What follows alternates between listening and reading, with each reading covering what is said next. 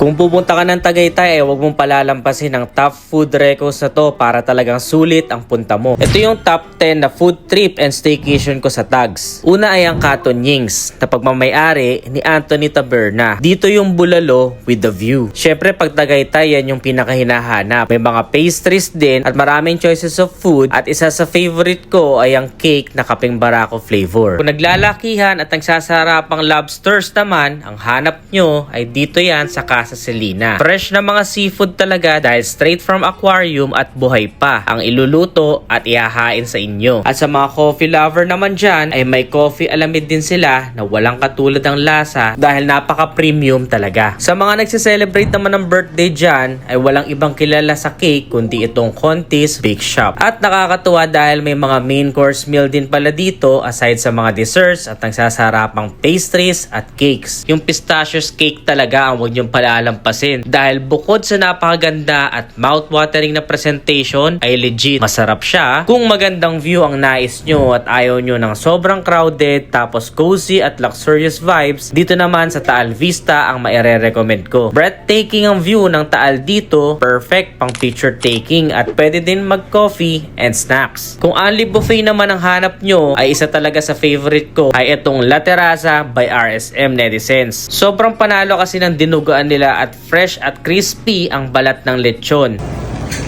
Dito makakapamili ka ng wide choices of food at lahat masarap, walang tulak kabigin. Sa mga nagpaplano naman mag-overnight stay ay dito kami nag-book sa Royal Park Hotel. Napaka-easy lang kasi nito i-access at very convenient para sa mga naghahanap ng chill place na till 3 AM ng madaling araw ay open pa. Dito yan sa co-owned nila Gillstown Cafe. Perfect chill place and romantic dinner in Tagaytay. Kinabukasan naman ay pwede kayong mag-lunch dito sa paborito ko na all-in-one place itong Rosario. Kumpleto na kasi, may magandang view, cozy na vibes, malawak na accommodation, perfect for family and celebrations dahil haharanahin ka ng mga musikero nila.